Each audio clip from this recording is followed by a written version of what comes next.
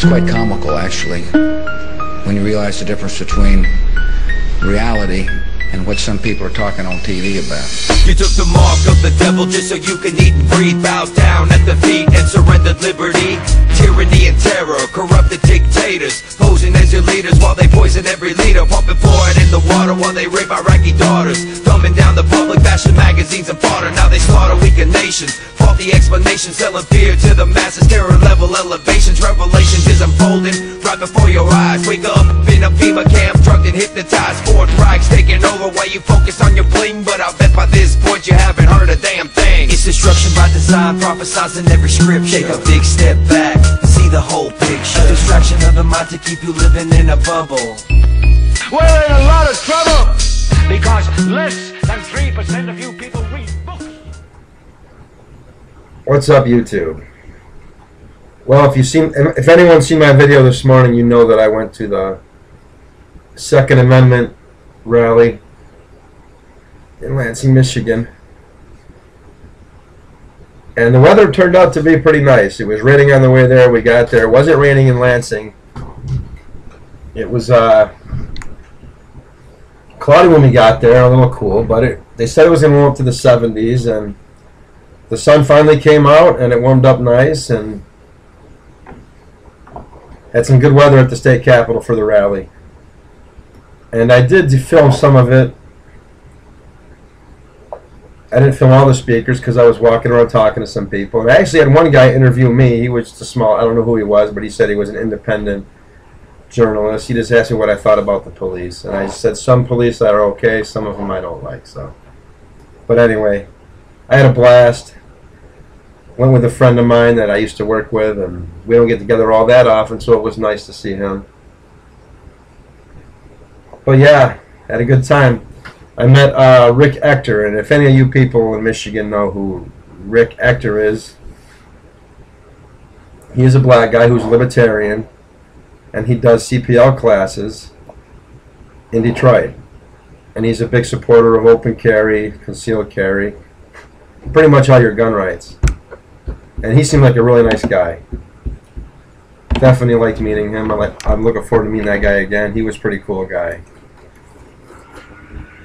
So, I had a good time. Like I said, the weather was good. And I'm going to show you the speakers that I did film when I was there. One of them was Skip Coryell, and the other guy was Rick Ector. He was, like I said, he was a real down-to-earth person. So, definitely sincere. So, I will tell you who came out of there, though, was Senator Coleman Young. You know, former mayor. Coleman Young's son. And he did not look happy to see us stand out there, I can tell you that much, because people were asking him questions. And Rick Ector was asking him questions, and you could just tell, because he's anti-gun. He's an anti-gun Democrat. He's Coleman Young II is his name. I never met him before, but you can tell he was not pleased. He couldn't wait to get away from us. I mean, I will say he wasn't rude or anything. He stood there and listened and said a few things, but he didn't say much. And I don't expect much. I mean, we all know his daddy was a crooked bastard. Don't know if he's crooked or not, but he certainly isn't on the side of our rights. But anyway, I was glad he got bombarded and questioned. And he didn't stick around too long. He got away as soon as he could. But anyway, enjoy the speakers I put up here. Oh, I'm sorry, I'm wincing a little bit. My got a sore rib here. Must have pulled the muscle, but it's getting better. It's been hurting for a couple days. So anyway, enjoy the video. Rate, like, subscribe to my channel if you want. And I'll see y'all later. That's what you have to do. You gotta be that way. You gotta get in their face, and you gotta do it now. If you get in their face too soon, you'll go to prison. If you wait too long, you'll be in bondage. You your kids, and your grandkids. Now's the time. The American public is ready to stand up to Washington, D.C., the district of contamination, the district of cesspool, and say, fight me, go pound sand. You can't do that. Not here in Michigan. Michigan, we're shaped like a mitten, right? You know what a hand's for? We're going to give, Washington, D.C. a proctology exam that they'll never forget. You have to stand up, and you've got to stand up now. And that's what the Second Amendment March is all about. And we are just happy that all the gun groups here in Michigan can come together as one, combine our strength, and get the job done. We're not going away. We're going to keep doing this until they listen to us. We're going to keep doing this until the gun-free zones, the criminal empowerment zones in Michigan are gone. Last year, our state legislature, they passed, Senate Bill 59? Get rid of these stinking killing zones where all our children are killed in schools and churches and daycare centers. They passed it overwhelmingly.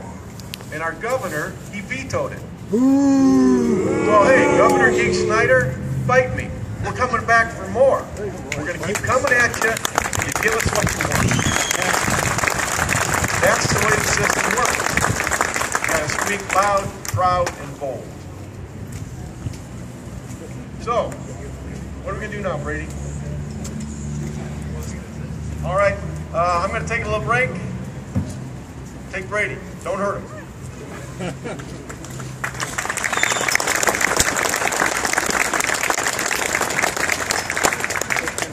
Trying to get Phil off his phone over here. So, I did introduce myself earlier. I'm Brady Schickinger. I'm the Executive Director of Michigan Coalition for Responsible Gun Owners. We're going to have a few gaps in our speakers this morning. When we do, if you want to make your way over to the tent, our organization, Michigan Open Carry, Michigan Gun Owners, Skip Carell's White Feather Press, the gentleman who just spoke, and Second Amendment March have tables over there as well. If it does start raining, it's a good place to keep dry. Phil's off his phone now, so proud to introduce Phil Hoffmeister, the president of Michigan Open Carry.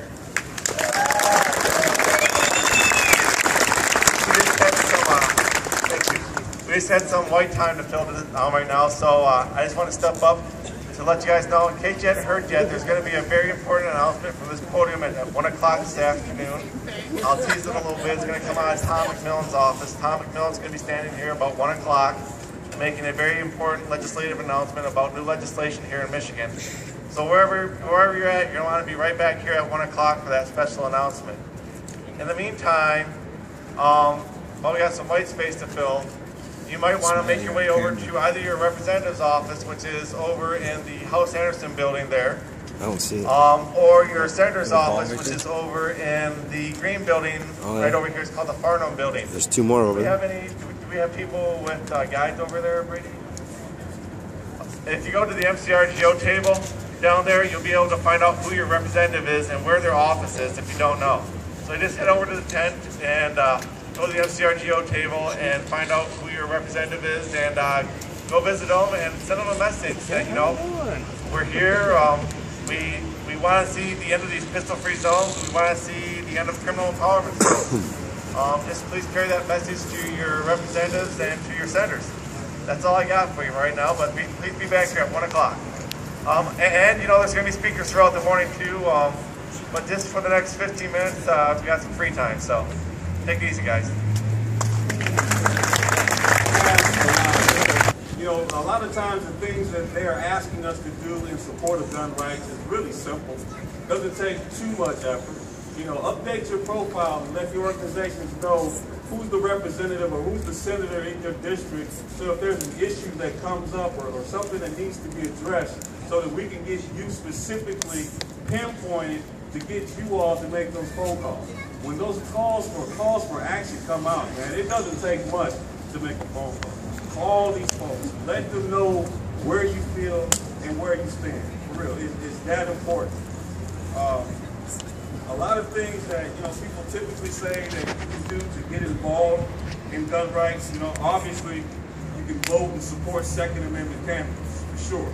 Definitely want to make sure that someone doesn't slip in between the cracks and we have not properly vetted them for support of the Second Amendment. You know, of course, marches and rallies, responding to calls to action, you know, but this past weekend, as I've talked to a few of you out in the audience before I came up, you know, a lot of people were asking me, well, gee, how you doing and how are things going? And I'm here to tell you guys, right now on this day, during this era, I am truly fired up for gun rights. I just got back from the National Rifle Association's 143rd annual meeting in Indianapolis, man. And it was just a great, invigorating, rejuvenating experience.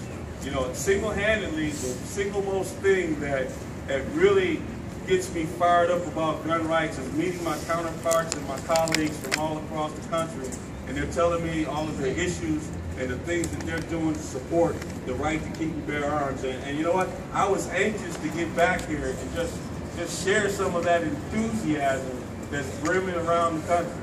You know, gun rights are being attacked and assaulted all over the country at all different levels, whether it's federal, state, and local. You know, just a week ago, that guy whose name I really I don't like to say too much, but Bloomberg, right? Boo! Bloom turd! Bloomberg says that he's got $50 million to go out and influence elections and try to put anti-gun people in the office to further infringe upon our Second Amendment rights. And you know what?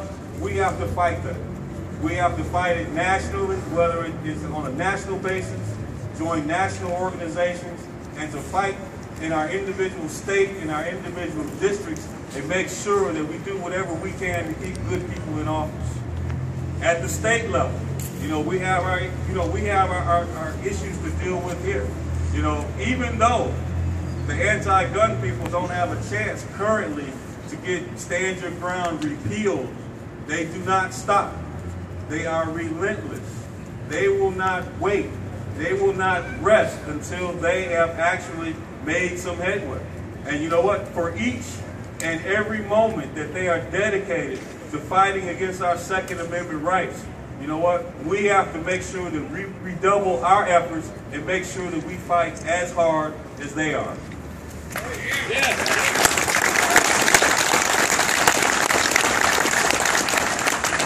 I took advantage to talk with individuals from all across the country. You know, they shared with me that, you know, a lot of things that told me, well, hey, if people are really working hard for gun rights all over the country, then we need to make sure that we're fighting just as hard here in the state of Michigan. You know, right before I left for the conference, people were talking a lot about what was going on in Georgia. Georgia recently passed I guess they're dubbing it a carry everywhere law. And if I understand it correctly, some of the new places that individuals in the state of Georgia can carry would include libraries, public sections of the airport. And I looked at these things that they recently got, and I'm like, well, you know what, that's not too much better than what we have here in the state of Michigan. You know, we can carry in libraries here. We can carry in the sterile exits, the non-sterile exits of an airport. But you know what? There's still some things that we need to take care of. And first and foremost, man, you know, it still burns me raw a little bit as I recall all the headway that we made with Senate Bill 59, you know, just a year ago. You know, we were willing as a compromise to forego open carrying, you know, in gun-free zones. You know, that's the status that we have made. But you know what? It passed both houses of the legislature and the governor vetoed. For some reason, enemies of the Second Amendment, enemies of freedom, they think that just because, you know, we're law-abiding citizens, once we step into a so-called gun-free zone, we lose all sense of rational thought. And then all of a sudden, we're going to go on some type of rampage. And we know that that definitely is not the case. Your gun rights should not vary or change just because you stepped into a public school, or because you stepped into a bar, or because you went into a daycare center. You know what? Your gun rights are good everywhere.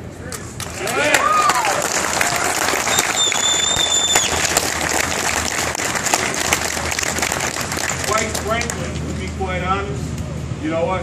Gun-free zones must go. They must end. Yes.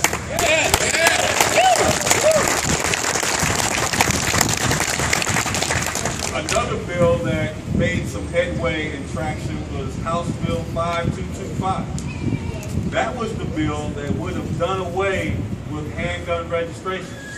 You know, Michigan, believe it or not, is one of only a literal handful, 5 states, that requires a handgun registration and a handgun database. There is absolutely no reason why handguns need to be registered, and we need to fight all efforts to continue registering handguns, and also by extension to fight all efforts to fight registration of long guns. They call it universal registration. We need to fight that as well. Yeah.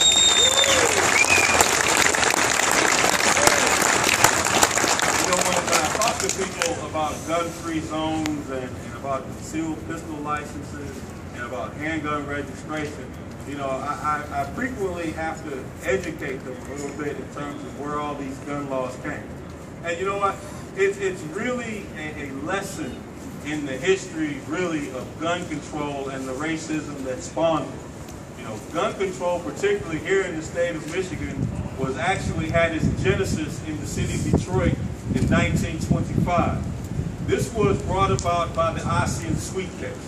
For those of you who are not familiar with the Sweet case, this was a story in which a physician in the city of Detroit, he had made a lot of headway financially, supporting his family, and he wanted nothing more than to move his family to a nice neighborhood. That's nothing different than what a lot of us have in store for our families and for our children. Before he made his way over to that residence, a lot of individuals made it known that they did not want Mr. Sweet to move into that neighborhood. So Mr. Sweet, Dr. Sweet, he made sure that, yes, he did in fact move into that neighborhood, but guess what? He also brought his guns. On that very night, it is estimated that a mob that numbered easily at least 200 people assembled in front of his house to demonstrate against him moving into that home. Somewhere through the night, there was an exchange of gunfire. The police who were on the scene immediately stormed the residence. 2 individuals who were in the actual audience were injured. I believe 1 guy died. Dr. Sweet and one of his family members were charged, ultimately were charged with the death of that guy. The case went to trial in 1925. You have an armed black man in the city of Detroit who had the audacity to stand up to the Klan and to defend his home and to defend his family.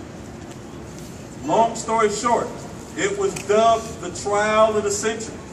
The case was presided over by Frank Murphy, who went on to become mayor of the city of Detroit and also went on to become a United States Senator. His attorney was Clarence Darrow, who was one of the well-known, respected trial attorneys at the time. At the end of the day, he was acquitted by an all-white jury in 1925. All right.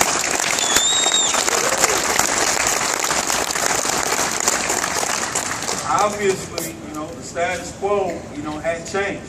There were people who were concerned about people defending their homes. The state of Michigan, and many people said that it was done at the behest of the Klan, enacted a series of onerous, very draconian firearms gun control laws. Some of those laws created the creation of the 83 county gun boards, who had the sole jurisdiction, the sole authority to determine who could have a concealed pistol license. They also created handgun registration. They also eventually went on a couple of years later and went so far as to ban short barrel rifles and short barrel shotguns. This was obviously done because obviously if you have a long gun and you had a need for a handgun, all it took was a hacksaw to saw it down. So in light of the history lesson, we know that gun control and gun laws have a racist history. Enemies of gun rights, self-defense, and freedom, they are still clawing their way, leaning forward against us. Accordingly, we should also be forward-leaning. We should not stand back, look around at other states and say, hey, you know what, we got it pretty good here in the state of Michigan. You know what? We shouldn't do anything. The time is not right. I say that we still should press forward. Yes.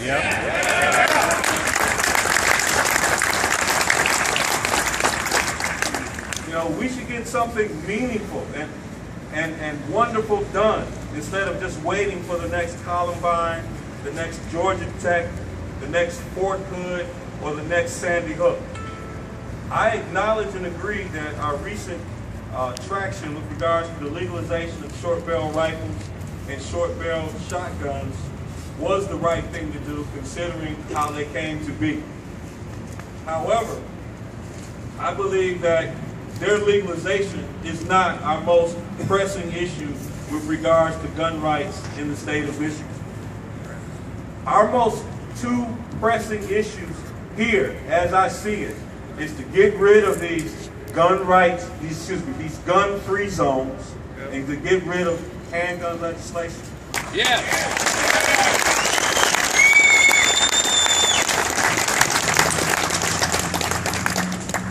This past weekend, I had an opportunity to speak with a lot of guys from a lot of different areas, a lot of different states. And you know what? I talked to people from New York. I talked to people from Colorado. And I talked to a lot of people from Connecticut. And you know what? They found that just standing pat and not pressing forward led to one of these national tragedies to occur and to provide an impetus for the anti-gun forces in their respective states to push back on gun rights. We have people calling for the confiscation or the registration of assault weapons, you know, whatever those things are. I have no idea what an assault weapon is, but I bet you if it's black and got a pistol grip on it, it's scary, and you know what? They feel that it should be banned. We got areas in this country in which they're limiting the amount of ammunition cartridges you can have in magazines. I was talking with a guy from Connecticut. They actually have to register their magazine. They're limited to 10 currently, and you know what? That is totally unacceptable.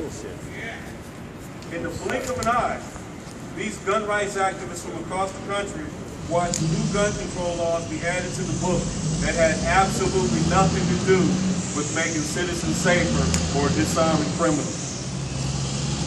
So I say to you all, in the words of Frederick Douglass, if there is no struggle, there is no progress. And I say to you all, let's continue to lean forward. Let's continue to fight. Let's continue the struggle. Let's fight the good fight. In handgun registration, in pistol-free zones.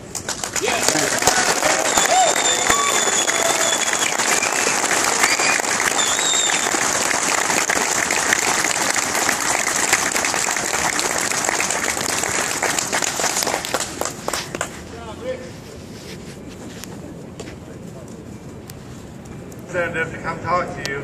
They'll explain to you how to do that, and have your representative come out and tell them that you want them to co-sponsor. Go talk to Tom McMillan about co-sponsoring his preemption bill. With that, I'll turn it over to Skip. We're closing us out today.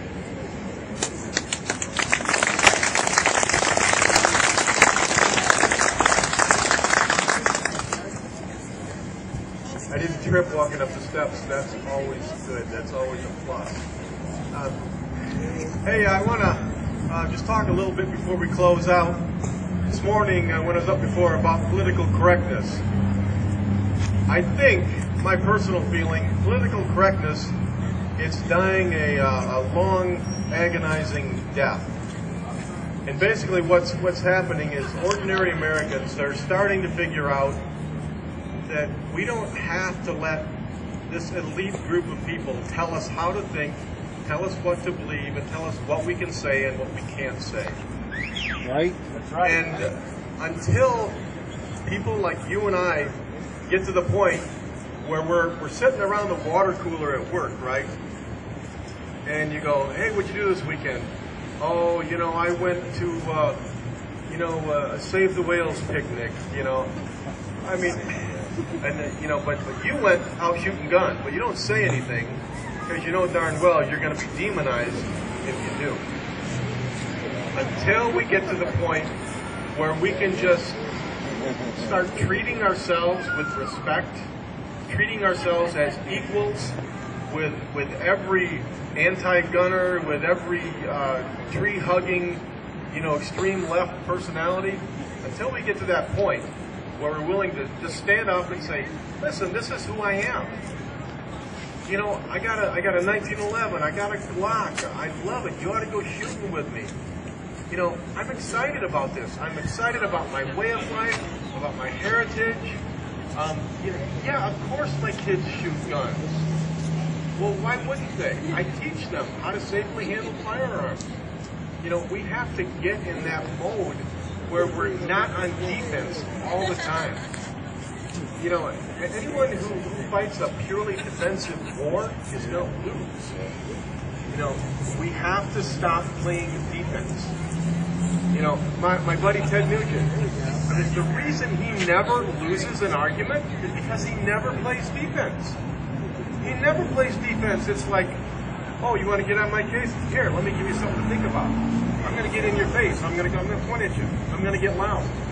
Okay? He doesn't lose arguments because he's always on offense. And we have every reason to be on offense because we have the moral high ground. Second Amendment, that is our God-given right to self-defense. Amen. Don't ever apologize. Never play defense. Go on offense. And when I say go on offense, I don't mean be offensive. I mean go on offense.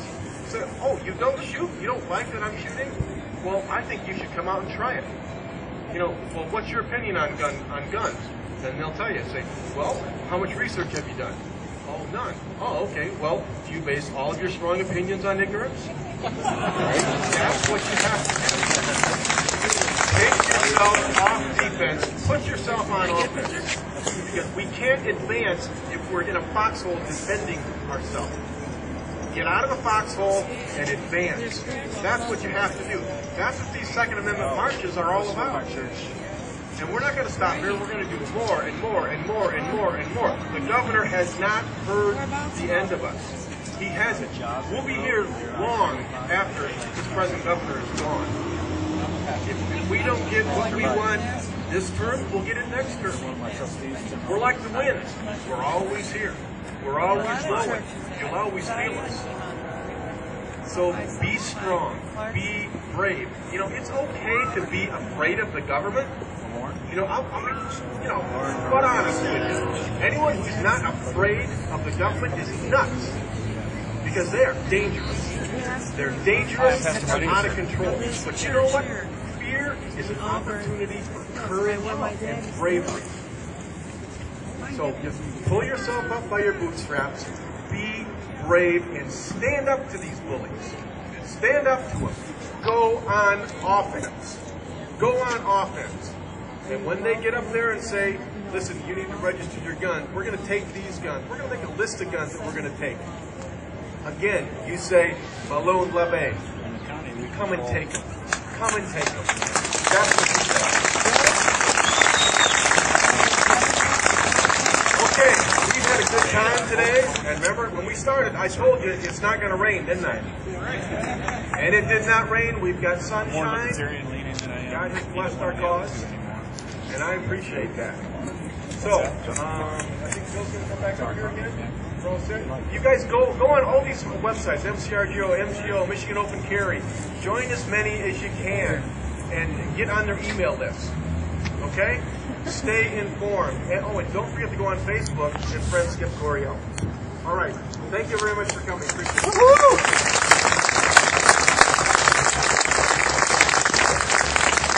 just wanted to reiterate what Skip said. You know, if you're not on our emailing list already, please sign up. You'll find out about things like this today. You'll find out about events in your area.